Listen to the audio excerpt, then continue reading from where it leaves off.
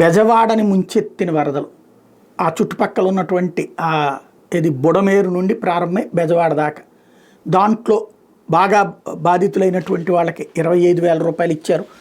అట్లాగే మిగతా వాళ్ళకి కొంత ఇచ్చారు. అయితే ఇంకా అన్ని రకాలు ఇవ్వలేదు. అంటే ఈ 25,000 ఇస్తే 2 వీలర్లకి వాటికి ఇవ్వలేదు, లేకపోతే కార్లకి ఇస్తానని ఇవ్వలేదు. ఇట్లా కొన్ని ఉన్నాయి. ఏంటంటే అప్పట్లో ప్రజలందరూ విరాళాలుగా ఇచ్చింది దాదాపు 500-600 కోట్ల రూపాయలతో డబ్బులు ఇచ్చేశారు బాబు గారు. మ్యాక్సిమం అందినాయి. కొంతమంది అందలేదన్నటువంటి వాళ్ళది ఆ తర్వాత ఉద్యమాలు చేయటం, వాళ్ళతో మాట్లాడటం, వాళ్ళలో కొంతమందికి ఇవ్వటం, నిజమైనటువంటి లబ్ధిదారులకి ఇదంతా జరిగింది. అయితే నష్టపోయింది ఒక్కొక్కళ్ళు లక్షల్లోనే, పరిహారం స్వల్పమే. కాకపోతే గతంలో ఏ పాలకులు ఇవ్వనంత ఇచ్చిన మాట వాస్తవం, అది కూడా ఒప్పుకు తీరాలి. కానీ గతంలో వరద వస్తుందన్నప్పుడు ముందు ఇంటిమేషన్ ఉండేది, ముఖ్యమైనటువంటి సామాన్లని దాచుకునేవాళ్ళు. ఆ తర్వాత వరద వచ్చిన ఆ పరిహారం అన్నటువంటిది బాగానే ఉండేది. మొన్న కూడా అట్లా వచ్చి ఉంటే ప్రాబ్లం ఉండేది. అసలు అనూహ్యంగా వచ్చి పడినటువంటి వరదతో కట్టుబట్టలతో రోడ్డు మీద పడ్డటువంటి పరిస్థితి, ఒక్కొక్కళ్ళకి లక్షల్లోనే నష్టమైంది.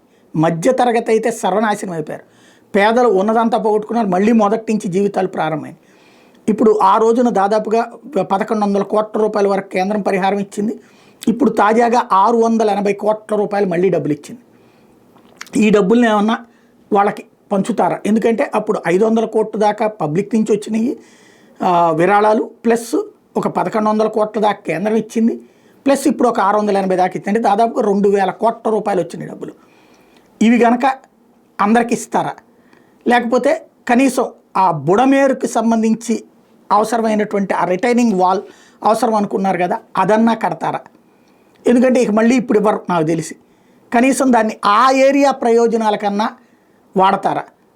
లేదా అక్కడ సర్వనాశనమైందేమో స్థానికులు, ఆ డబ్బులతో ప్రభుత్వం వేరే పథకాలు ఏమైనా చేపట్టుకుంటుంది అనేది చూడాల్సి ఉంది.